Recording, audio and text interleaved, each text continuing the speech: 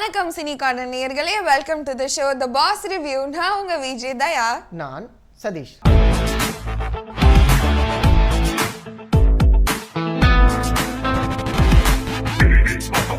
So big boss episode review பார்க்கறதுக்கு முன்னாடி எனக்கு ஒரு விமர்சனம் இருக்கு. ஆக்சுவலா ஃபர்ஸ்ட் வந்து அமித் பார்கவ் தான் வந்து பார்வதி கேங்ல ஜாயின் பண்ணிட்டாங்க அப்படின்னு நம்ம வந்து நினைச்சோம். இப்போ அவர் வந்து நியூட்ரல் பிளேயரா தான் வந்து இருக்காங்க. பட் மற்ற 3 வைல்ட் கார்ட்ஸ் வந்து இப்போ திவ்யா கணேஷ் பாத்தீங்கன்னா சாண்ட்ரா பிரஜன் அவங்க கூடயே வந்து இருக்காங்க. அவங்க அவ்வளவா குரூப்பிசம் பண்ணல. ஆனா சாண்ட்ரா வந்து இந்த சபரி கேங்கை உடைக்கிறோம், அன்பு கேங்கை உடைக்கிறோம்னு அவங்க பார்வதி கூட போய் சேர்ந்தது ஏன் அப்படின்னு தெரியல. வெளியே இருக்கும்போது எவ்வளோ விமர்சனங்கள் பேசுனீங்க பார்வதி பத்தி. பார்வதி இததான் கழிச்சு அப்படியே ருத்லெஸ்ஸா உள்ள வந்தீங்க. ஓகேடா இவங்க ஒரு ஃபயர் பண்ண போறாங்கன்னு நமக்கு ஒரு விஷயம் இருந்தது. நீங்க போய் அந்த கேங்ல தான் சேர்ந்து நீங்க என்ன பண்றீங்கன்ற மாதிரி இருந்தது. நேத்து வந்து அந்த கேப்டன் டாஸ்க்லயும் சபரியை வந்து டார்கெட் பண்றதா இருக்கட்டும், ஒரு மாதிரி கார்னர் பண்ணிட்டே இருக்காங்க கனியும் சபரியும்ன்ற மாதிரி எனக்கு ஃபீல் ஆகுது. அப்ப ஏன் திவாகர் அண்ட் பார்வதியை பண்ண மாட்டீங்க? ஓகே, ஃபர்ஸ்ட் அமித்தோட விஷயத்துக்கு வருவோம். அமித் வந்து பார்வதிக்கு ஃபேவராக தான் பேசிட்டு இருந்தார், ரைட்டா? நேற்று ஒரு டாஸ்க் நடந்துச்சு. யாரெல்லாம் வந்து இங்கே வந்து பெரிய மனுஷத்தன்மையாக நடந்துக்கிறீங்க அப்படின்றதுக்கு அங்கிட்டு போனாங்க. ஓகேவா? அவங்க 3 பேர் சொன்னாங்க, உள்ளே போனாங்க. உள்ளே போனோடனே அவங்க டாஸ்க் கொடுத்தாங்க, வந்தாங்க. வந்து 14 பேரை நிற்க வச்சாங்க. அப்போ பார்வதி பேச ஆரம்பித்தாங்க. அஃப்கோர்ஸ் இவங்க 3 பேரும் பெரிய மனுஷத்தன்மையாக நடந்துக்கக்கூடிய காரணத்தினால் இவங்க டிஃபைன் பண்ண ஆரம்பித்தாங்க. ஸோ இதுலேருந்து அந்த ஒரு விஷயம் விளங்குனது தான் அமித் விளங்குனதுக்கான காரணம். இந்த டாஸ்க் நடக்கும்போது பார்வதி நிற்கிறாங்க, அப்புறமா பேசினாங்கன்னா இவங்களும் பேசிதான் ஆகணும். ஏன்னா இவங்க 3 பேரும் டிஸ்கஸ் பண்ணது தான் அது. அஃப்கோர்ஸ் பேசி தான் ஆகணும். 2 பேருக்கும் விரிசல் ஏற்பட்டுச்சு. இப்போ அமித்தோட சாப்டர் முடிஞ்சிருச்சா? திவ்யா, பிரஜன், சாண்ட்ரா இவங்க 3 பேரும் பார்வதியை காலி பண்ணுங்கிற ஒரு எண்ணத்தோடு தான் வந்தாங்க. அவங்க பண்ணுறதெல்லாம் பற்றி நிறைய விமர்சனங்கள் வச்சாங்க, ரைட்டா? இப்போ லாஜிக்கலாக ஒரு விஷயம் யோசிப்போம். சபரி அண்ட் கேங்குங்கிறது ஒரு கேங் மாதிரியே இருக்காங்க. ஓகேவா? அது கேங். ஓகே, கேங்னா அவங்க ஒருத்தவங்களுக்கு விட்டு கொடுக்காம பேசிக்கிறாங்க, அதனால அது கேங்காக தான். ஆனா எல்லாருமே இண்டிவிஜுவல் ப்ளே பண்றாங்க. அஃப்கோர்ஸ் அந்த ஒரு விஷயம் இருக்கு.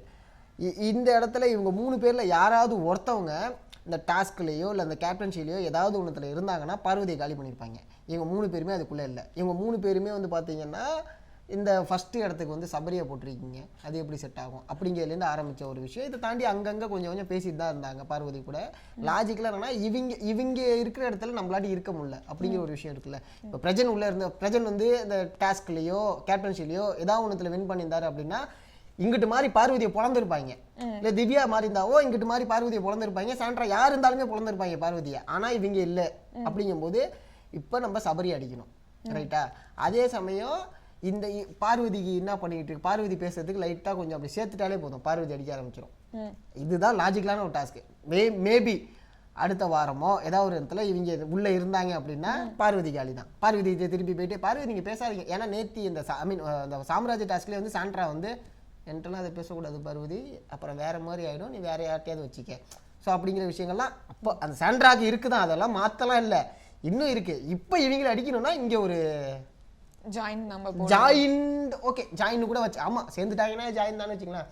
பட் இவங்க பண்ணுற மாதிரி முழு மூச்சாக இறங்கி செய்கிறாங்களான்னு கேட்டால் கிடையாது. பார்வதி திவாகர் தான், அதில் மாற்று கருத்து கிடையாது. அவங்களுக்குள்ளே பேசிக்கிறது, அவங்களுக்குள்ளே இது பண்ணிக்கிறதுலாம் நடந்துக்கிட்டு தான் இருக்குது. ஓகேவா? ஸோ அதனால் அது மாற்று கருத்து கிடையாது. பொண்ணு பொண்ணு லவ்னே போணுச்சு. எஃப்ஜே வந்தார். இது வந்து 24/7. எஃப்ஜே வந்து தயவு செஞ்சு யாரும் என்கரேஜ் பண்ண, இங்கே இருக்க எல்லா பொண்ணுங்களுக்கும் சொல்கிறேன், அவர் வந்து லவ் அப்படின்னு வந்து பேசினாரு அப்படின்னா யாருமே என்கரேஜ் பண்ணாதீங்க. நீங்கள் என்கரேஜ் பண்ணதான் அவர் திருப்பி அதை பண்ணிக்கிட்டே இருக்காரு. பார்வதியை தங்கச்சின்னு சொல்லிட்டு இருந்தவர் சொத்து விவரம் தெரிஞ்ச உடனே பார்வதியை கல்யாணம் பண்ணிக்கணும்னு சொல்லி அவர் இவ்வளோ விஷயம் அவர் எஃப்ஜே பேச. ஆக்சுவலாக எஃப்ஜே பேசுனது இது செம்ம மேட்ரு. இது பிக் பாஸ் பேசியிருக்கணும், இது விஜய் சேதுபதி பேசியிருக்கணும். எஃப்ஜே பேசுறாரு, உள்ள இருக்கக்கூடிய கண்டஸ்டன்ட் பேசுறாரு. அப்போ இந்த வாரம் விஜய் சேதுபதி இதை அட்ரஸ் பண்ணணும்னு சொல்லிட்டு எல்லாருமே அதை முன் வச்சுட்டு இருக்காங்க. இதை அட்ரஸ் பண்ணாமல் நகர்ந்து போயிட்டாங்கன்னா ரொம்ப சிம்பிள், வேஸ்ட்டு. ஏன்னா நம்மளுமே இந்த ஒரு வாரம் முழுக்க இந்த ஒரு விஷயத்த பேசிக்கிட்டே தான் இருக்கும். இவர் என்ன பண்ண போறாரு?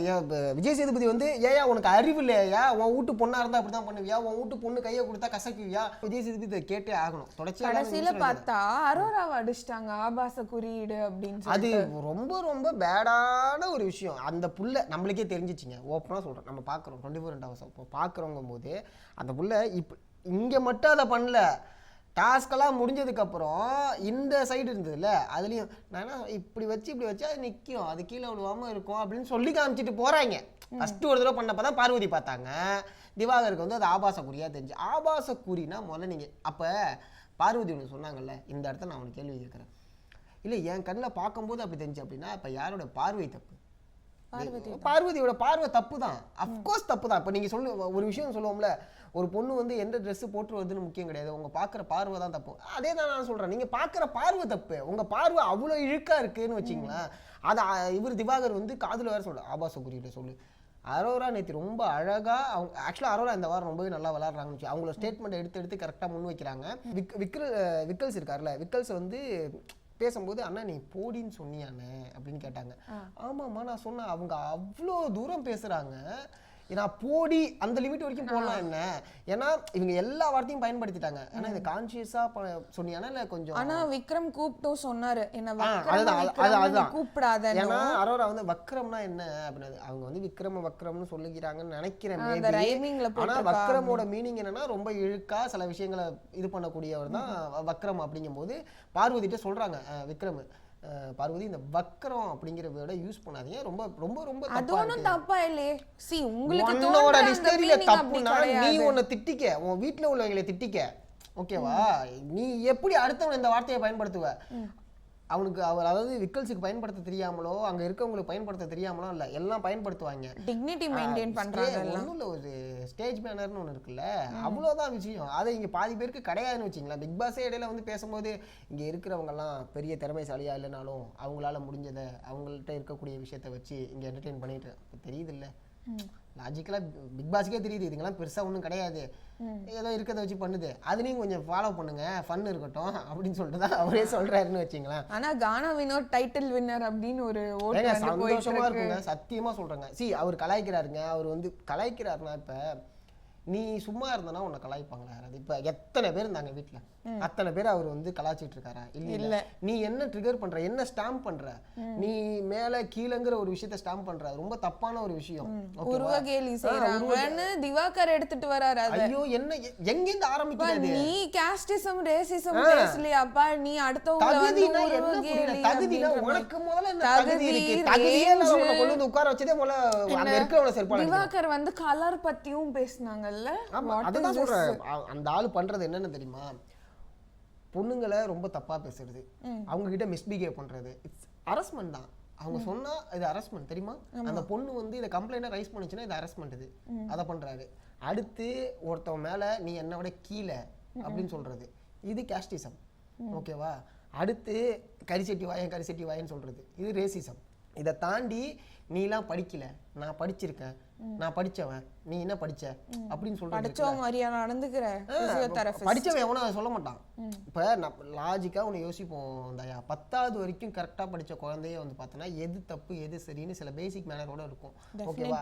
அதை தாண்டி இப்ப டீச்சர் வந்து ஏதோ ஒன்று சொல்றாங்கன்னா ஓகே நம்ம தப்பு போல, அந்த ஒரு நாள் தூங்க முடியாது, அவ்வளோ விஷயங்கள் இருக்கும் நம்ம மேல இவ்வளவு இது வச்சா. காதுல வாங்காம ஒரு விஷயம் பண்ணிட்டு இப்ப இந்த வீட்டை இப்போ சொல்கிறாங்கல்ல, பிக் பாஸ் சீசன் 9 தான் வந்த சீசன்லேயே ரொம்ப ஒஸ்டான கீழ்த்தரமான ஒரு சீசன் சொல்கிறாங்க. அது காரணம் யார் அப்படின்னா திவாகர் தான். அவர் செய்யக்கூடிய செயல். பார்வதி இவ்வளோ சொம்பு தூக்கியா இருக்காங்க திவாகருக்கு. அட்லீஸ்ட் வந்து என்னன்னா ஃபெமினைன் கார்ட்லாம் நீங்க பேசுறீங்க, அரோராக்கு எதுக்கு அடிக்கிறீங்க? அந்த பொண்ணு கேரக்டர் ஃபெமினைனா சூடோ ஃபெமினைனா அதுதான் அது. ஓகேவா? ஃபெமினைனை தப்பா யூஸ் பண்ணுறது சூடோ ஃபெமினைன் தான் அது. ஐயோ அநியாயத்துக்கு ஒரு மாதிரி ஒஸ்டானா அநியாய ஒஸ்ட்ல இருக்காங்க. இப்ப திவாகர் போயிட்டா பார்வதி யார் இருக்கா? யாரும் இல்ல. கமருதீனும் அரோரா சைடு வந்து போயிட்டாங்க. லைட்டா ஒரு ஜாலரா முட்டாங்க முடிச்சீங்க. ஏய் சூப்பர்டான்னு வந்து அவங்க எல்லா தலைவர் யாரெல்லாம் ஆறாங்களோ அவங்க கிட்ட போறாங்க, ஒன்னு பண்றாங்க. ரொம்ப சிம்பிளான ஒரு விஷயம் தான் தயா. இப்போ நம்ம விமர்சனம் பண்ணுறோம் எல்லாமே ஓகே தயா, அவங்களுக்குள்ள கேம்னு நினச்சிட்டு இருக்காங்க. இது மட்டுமே அவங்களோட வாழ்க்கை கிடையாது. வெளில வருவாங்க, இவ்வளோ ஒரு நெகட்டிவை வந்து அவங்க சம்பாதிக்கிறது. இப்போ ஒரு விஷயம் சொல்லுவோம், இல்லை என்னை பிடிக்கிறவங்களும் இருக்காங்க, 100ல் 10 பிடிச்சிருக்காங்க அப்படின்னா அந்த 10 சரி அப்படின்னு நீங்கள் நினச்சி வாழ்ந்துட்டு இருக்கீங்கன்னா நீங்கள் முட்டாள். ஓகேவா? அப்போ 90% வந்து நம்ம தப்பு பண்ணியிருக்கோம். அப்போ உண்மையாகவே நம்ம தப்பாக தான் இருந்திருக்கோம்னு அண்டர்ஸ்டாண்ட் பண்ணோம். நேற்று ஒரு மொமெண்ட் வந்து எனக்கு ரொம்ப சிரிப்பாக இருந்தது. திவாகர் ரீல்ஸ் பண்ண போகும்போது கேமரா ஜூம் ஆகுதான் கேமரா ஜூமே ஆகல அப்படின்ற மாதிரி திவாகரே பல்ப் வாங்கி அவருக்கு மூஞ்சிலாம் மாறிடுச்சு, நகர்ந்து போனாரு. அது ஏங்க ஃபுட்டேஜ்ல காட்டுறீங்க? 1 hour ஷோல 24 மணி நேரத்துல ஒண்ணுமே நடக்கலையா? இதுதான் நடந்திருக்குன்னு பெருசா காட்டுறீங்களா? FJ பேசினது காட்டுனீங்க இல்ல? இல்ல ஏன் காட்ட மாட்டாங்க? இது திவாகர் ஓகே பல்ப் வாங்குனது ஃபேர் அண்ட் குட், நான் ஒத்துக்கிறேன். ஓகே, ஏதோ நீங்க பண்றீங்க, நடிக்கிறது கேமரா காட்டுறீங்க. ஏன் காமிக்கிறீங்க? வேணாம், ஷோக்கு நல்லா இல்ல. இப்ப பார்வதி கத்துறது நல்லா இல்ல, பார்வதி சண்டை போடுறது நல்லா இல்ல, பார்வதி இருக்கிறது நல்லா இல்ல, பார்வதி ஃப்ரேம்ல காட்டுறது நல்லா இல்ல, அவங்கள காட்டுற விதம் நல்லா இல்ல, அவங்க நல்லாவே இல்ல அப்படின்னு சொல்லிட்டு நிறைய விஷயங்கள் சொல்றாங்க. அதையும் காட்டுறீங்க. அதே மாதிரி திவாகர் பண்ற விஷயத்த சுத்தமா பிடிக்கல.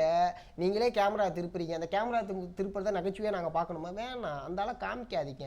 டாஸ்க்ல இருந்தா வந்து காமிங்க. அதை விட்டு சும்மா இருந்தாங்கன்னா சும்மாவே இருக்கட்டும். அவர் என்ன பண்றாரு, நடிப்பு அரக்கன்னு வீடியோ போட்டுக்கிட்டு இருக்காரு.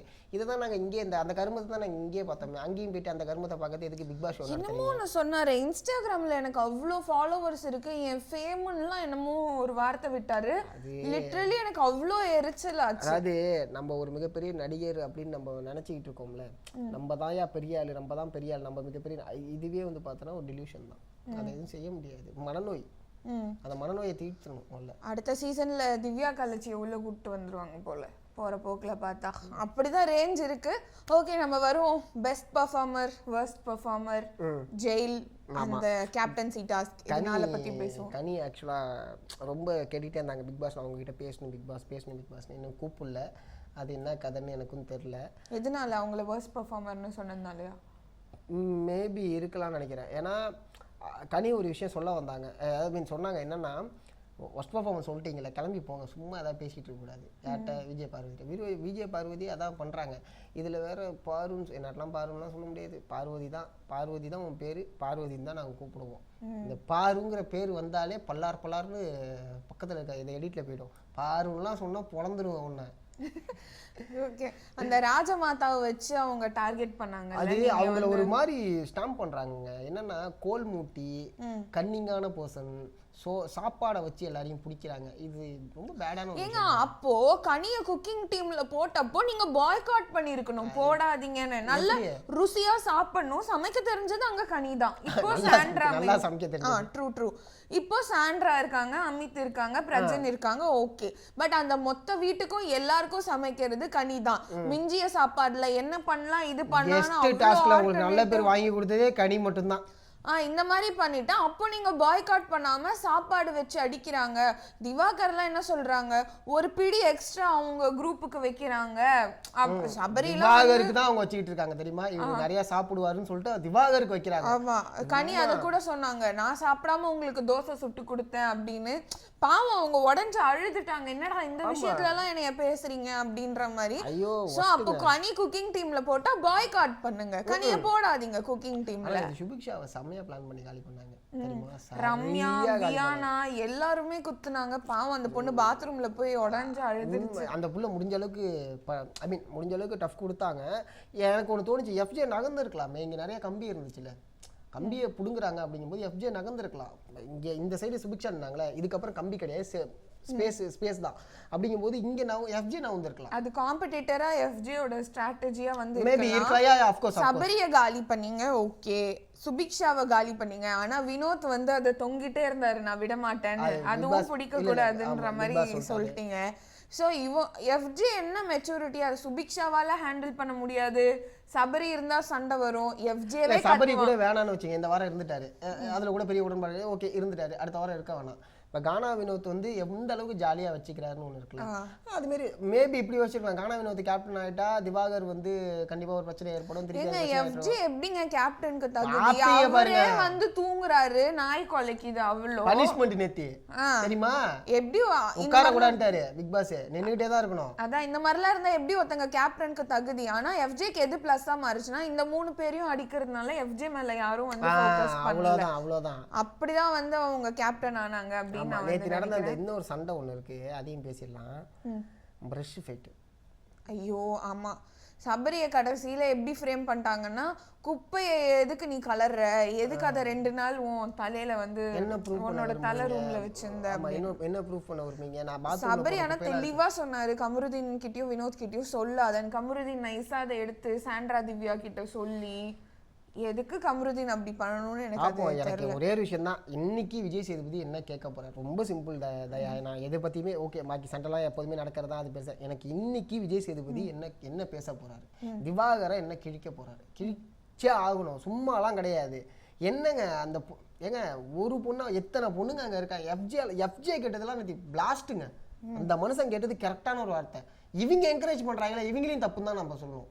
இவங்க கேட்க மூட்டை அந்தானே போயாங்கணும். திவ்யா ஆக்சுவலா சொல்லிட்டு தான் இருக்காங்க, அடிக்கடி இந்த வெட்டிடுவேன், வாயை மூட்டுரு, இதெல்லாம் என்கிட்ட வராத, சூப்பரா சொல்றாங்க. பட் எல்லாருமே அவனை பிளாஸ்ட் பண்ணி விட்டுறணும். ரீல்ஸ் போனா பக்கத்துல நின்று தேவையே இல்லையே, தெரியுது இல்ல அவர் என்ன இன்டென்ஷனோட வராருன்னு. சும்மா சும்மா அதையே பண்ணிட்டு இருந்தா இன்னைக்கு எனக்கு இந்த சினாரியோ நடக்கும்போது என் தாட்ஸ் எங்க போச்சு அப்படின்னா, திவாகர் இருந்தா பொண்ணுங்களுக்கு சேஃப் இல்லைன்னு ஒரு வீக்கெண்ட் ஒரு இது வந்தது. அப்போ எல்லாருமே சுபிக்ஷா எல்லாருமே கொந்தளிச்சாங்க, இல்ல இல்ல அப்படி சொல்லாதீங்க, எங்களுக்கு சேஃப் இல்லைன்னு நாங்க தான் சொல்லணும்ன்றது. அதையும் இதையும் நான் லிங்க் பண்றேன். அதான் இப்போ சொல்கிறாங்களான்னு பார்ப்போம் என்ன கதைன்னு. ஆனால் சும்மாலாம் இல்லை, எல்லாருமே விஜய் சேதுபதி டேக் பண்ணி இந்த விஷயத்தை பேசியிருக்காங்க. ஓகேவா, ஒருத்தவங்க 2 பேர்லாம் கிடையாது, எல்லாருமே இந்த விஷயத்தில் விஜய் சேதுபதி டேக் பண்ணி பேசியிருக்காங்க. இதை அட்ரஸ் பண்ணல அப்படின்னு மெயினான விஷயம் அட்ரஸ் பண்ணணும். அது இந்த சாட்டர்டே பண்ணலனாலும் சண்டே பண்ணணும். இந்த வாரத்தில் அது மேலாப்பில் பேசிட்டாங்கன்னா ஆமாம். அதுக்கப்புறம் ஃபைனலாக எவிக்ஷனுக்கு வந்துடலாம். ரம்யா எவிக்டட் அப்படியா அப்படிங்கிற ஒரு விஷயம் வந்து ரொம்ப பகிரப்பட்டு வந்துகிட்டு இருக்கு. அது சமி ஓட்டுமே கம்மியாக தான் இருக்கு. ரம்யாக்கான ஓட்டு கம்மி தான் வச்சுங்களேன். கம்பேரிட்டிவ்லி ரம்யா, அதுக்கு அடுத்து கம்மினா எஃப்ஜே, ஆமாம், அதுக்கு அடுத்து கம்மினா அரோரா, அதுக்கு அடுத்துனா கனி. ஸோ இந்த கேட்டகரிலாம் இருக்கு. ரம்யா காலி ஆயிடுவாங்கன்னு நினைக்கிறேன். அப்படி இல்லைன்னா வேற யார் போகலான்னு நீங்க நினைக்கிறீங்க? எனக்கு இந்த வாரம் தர்பீஸ் இருக்காங்க நாமினேஷன்ல, தயவு செஞ்சு தர்பீஸ் அனுப்பி விடுங்க ப்ளீஸ். இந்த மாதிரி ஆட்கள்லாம் வச்சு திருப்பி திருப்பி சான்ஸ் கொடுத்து உங்க சேனலை பண்ணாதீங்க, சேனலை அசிங்கப்படுத்திக்கிறீங்க. அந்த ஒரு விஷயம் இருக்கு. ஒரு நேஷனல் டெலிவிஷன் ஒரு டிக்னிட்டி வச்சிருக்கீங்கன்னா அதுக்கான ஸ்டாண்டர்ட்ஸை மெயின்டைன் பண்ணுங்கன்றது தான் என் கருத்து. இதை சொன்ன உடனே ஞாபகம் வருது, பார்வதி எந்த அளவுக்கு தெளிவுன்னு சொல்கிறோம். அரோரா வெளில அனுப்ப மாட்டாங்கடா, இப்போ அவள் டிஆர்பி வேணும், வெளில அனுப்ப மாட்டாங்க. அப்போ பார்வதிக்கும் தெரிஞ்சிருக்கு நம்மளை வெளில அனுப்ப மாட்டாங்க, நம்ம இதுமாரி பண்ணிகிட்டே இருக்கணும் அப்படிங்கிறதான் பண்ணிகிட்டு இருக்காங்க. அண்ட் நாமினேஷன் ஏங்க டிஸ்கஸ் பண்ணுறாங்க, அவங்களுக்கு ஏங்க வார்னிங்கே கொடுக்க மாட்டீங்க? இதெல்லாம் டிஸ்கஸே பண்ணக்கூடாது. சீசனில் நடந்தது போட்டு பொழந்து விட்டாங்க, நாமினேஷனை டிஸ்கஸ்லாம் பண்ணக்கூடாது அப்படின்னு சொல்லிட்டு. இந்த சீசனில் ஒன்று தான் ஏதாவது சொல்கிறேன்னா, இதுங்களெல்லாம் சொன்னால் திருத்த முடியாது, சொல்லியும் கேட்காதுவோ, போய் தொலை, ஏதோ ஆரம்பிச்சிட்டோம் முடிச்சு விடுவோம் சீக்கிரம் அப்படின்னு போயிட்டு இருக்கு போல. பார்ப்போம். அப்போ 106 நாளை தயவு செஞ்சு 90 நாளுக்கோ 75 நாளுக்கோ கம்மி பண்ணிடுங்க. அது அப்படி இல்லைன்னா இவங்க 2 பேரும் எடுங்க, உங்கள் ஷோ ரொம்ப டீட்டெயிலாக கரெக்டாக போயிட்டு இருக்கும், சண்டை நடந்தாலும் புரியும். அண்ட் விமர்சனத்தை பற்றி பேசணும். ஒரு டேலண்ட்டை வந்து நான் அப்ரிஷியேட் பண்ணணும்னு நினைக்கிறேன். ஸோ ஃபர்ஸ்ட் ஒன்று பார்த்தீங்கன்னா கெமி காணாமல் போயிட்டாங்க, அதை விடுவோம். சுபிக்ஷா வந்து ஒரு 2-3 நாளில் பீட் பாக்ஸ் கற்றுட்டு இன்னைக்கு எஃப்ஜேக்கு டஃப் கொடுக்குறாங்க, நல்லா பண்ணுறாங்க. சுபிக்ஷாவோட பீட் பாக்ஸ்க்கு நான் வந்து ஃபேன். ஆனால் வந்து எஃப்ஜே ஜெலஸாக இருக்காங்க. ரவீனுமே நேர்காணலில் வந்து கத்தே கொடுக்கல, அவ்வளோ தடவை கேட்டிருந்தாங்க. அந்த விஷயம் இப்போ வைரலாக போயிட்டு இருக்கு. அஃப்கோர்ஸ் அந்த ஒரு விஷயம் இருக்குது, அது பாராட்டக்கூடிய ஒரு விஷயம் தான். நம்ம இப்போ ரொம்ப சிம்பிள் தயா, நமக்கு ஒரு விஷயம் தெரியுது, அதை இன்னொருத்தவங்களுக்கு கற்றுக் கொடுக்கும்போது தான் நம்ம அந்த விஷயத்தில் இன்னும் நல்லா கற்றுக்க ஆரம்பிப்போம், நமக்கும் நிறைய தெரிய ஆரம்பிக்கும். அதுதான் ஒரு டீச்சிங் ஹேபிட். ஆனால் எஃப்ஜே என்ன சொன்னார், ஃபர்ஸ்ட் பீட் பாக்ஸர் நான் அதை தெரியப்படுத்தணும்னு வந்தப்போ, you are not teaching her is not fair. Of course நீ எல்லாருக்கும் தெரியப்படுத்தினா முதல்ல கற்றுக் கொடுக்கணும்ல, எத்தனை பேர் கற்றுக் கொடுத்துருக்குங்கிற ஒரு கேள்வி இருக்குல்ல, அது கரெக்டாக. ஆனால் வந்து இந்த பிக் பாஸ் சீசன்லேயே ஒன்றத்தை லேர்ன் பண்ணிக்கிட்டது அப்படின்னு பார்த்தீங்கன்னா, ஒரு புது ஸ்கில்லோட வெளியே போற ஒரு ஆள்னா அது சுபிக்ஷாவா இருப்பாங்க. கண்டிப்பா. இதுக்கு முன்னாடி சுபிக்ஷா வந்து ஒரு vlogger-ஆ மட்டுமே இருந்தாங்க, ஒரு கிரியேட்டரா மட்டும் இருந்தாங்க. பட் இனிமே பீட் பாக்ஸ்ங்கிற ஒரு விஷயத்தை அழகா பயன்படுத்துவாங்க நம்புவோம். அண்ட் அவங்களோட எஃபெக்டை போட்டுக்கிட்டே தான் இருக்காங்க, காணாமலும் போறாங்க, அங்கங்க தேடி கண்டுபிடிச்சிடறாங்க. ஆனா வந்து அவங்களுக்கு என்ன பண்ணணும்னு தெரியல, பட் ஏதோ பண்ணணும், நம்மளால முடிஞ்ச அளவுக்கு கொடுக்கணும். எனக்கு இம்ப்ரூவ்மெண்ட் கிராஃப் பாத்தீங்கன்னா எனக்கு சுபிக்ஷா தான் இருக்காங்க. So definitely she is the best performer. அதுமாரி எனக்கு கானா வினோத், எனக்கு பர்சனலாக கானா வினோத், நிறைய பேருக்கு கானா வினோத் தான். எனக்கு ஏன் கானா வினோத் அப்படின்னா, அந்த மனுஷன் மெமிக்ரி பண்ணுவார், இன்னும் அதை பண்ண ஆரம்பிக்கல தெரியுமா. அதுக்கு காரணம் யாருன்னா திவாகர் தான். இந்த டார்ச்சரில் எங்கே காமிக்கிறது அப்படின்னு ஒன்று இருக்குல்ல. கானா வினோத் நிறைய விஷயத்தை எக்ஸ்ப்ளோர் பண்ணுறாரு, சும்மாலாம் கிடையாது. பாட்டு பாடுறாரு, கானா பாட்டு மட்டும் பாடல, அவர் கிளாசிக்கல் சிங்கிங் பாடுறாரு, பழைய பாட்டு பாடுறாரு, இன்ஸ்ட்ருமெண்ட் எல்லாத்தையும் வாசிக்கிறாரு, கவுண்டர்லாம் புரியுது. அட்டி டமால் டமால் டமால் டமால், ஓடு ஓடு ஓடு, நீ நிற்கவே கூடாது, எது பேசினாலும் அடி. நேத்தி ஏதோ ஒரு விஷயம் நடந்துச்சுங்க, டான்ஸ் ஆடுறது. கானா வினோத் ஆடிட்டு இருந்தாப்புல, திவ்யா கிட்ட போயிட்டு திவாகர் மாரி அண்ணா வேணா நான் அப்படின்னு திவ்யா சொன்னது. திவாகர் பூட்டா உடைக்கப்பட்டாருங்க. ஏய் நீ வெளில விட, உனக்கு அவள் தான் மரியாதை. என்னன்னா நான் டான்ஸ் ஆடினா இவனுக்கு என்னடா ஆச்சு, நான் திவ்யா கிட்ட தாண்டா போய் டான்ஸ் ஆடினா, அதுக்கு என்ன அவன் கத்துறான் அப்படிங்கிற ஒரு விஷயம் நடந்துச்சு. ரொம்ப அதான் சொல்றேன், தலைவர் செய்யணும்னு முடிவாயிட்டாரு. வெளில வந்தாலும் கானா வினோத்துக்கு அவ்வளோ ஃபேன்ஸ் இருக்காங்க, நல்ல பேர் இருக்கு, அது வந்து மாறவே மாறாது. ஃபைன். நம்ம இன்னைக்கு நடக்கிறத ஆனா நாளைக்கு ஒரு சின்ன விமர்சனம், அங்கங்க வார்த்தையை விடுறத கம்மி பண்ணிக்கணும்னு கானா வினோத்துக்கு. கண்டிப்பா. Otherwise it's fine. சோ வீக்கெண்ட்ல சேதுபதி தர்பீஸை நசுக்குறாரா இல்லையா அப்படின்றத பொறுத்து அவ்வளவுதான். கொட்டையெல்லாம் எடுத்துருங்க, தர்பீஸுக்குள்ள இருக்க கொட்டையெல்லாம் எடுத்துட்டு இனிமே விளையவே கூடாது, அது அப்படியே முடிச்சு விட்டுருங்க. ஆமா. ஸோ வந்து தர்பீஸுக்கு ஏற்ற மாதிரி Diwakar is full red flag அப்படின்னு தான் வந்து நான் சொல்லி இந்த ஷோவை வந்து முடிச்சுக்கிறோம். வீக்கெண்ட் எபிசோட் எப்படி இருந்தது அதுக்கான ரிவ்யூவை வந்து மண்டே பார்க்கலாம். Tune in to the boss review. நான் உங்க விஜய் தாயா. பெருசா எதிர்பார்க்காதீங்க, இன்னைக்கும் புதுசாக தான் இருக்கும். நன்றி, வணக்கம், டாடா.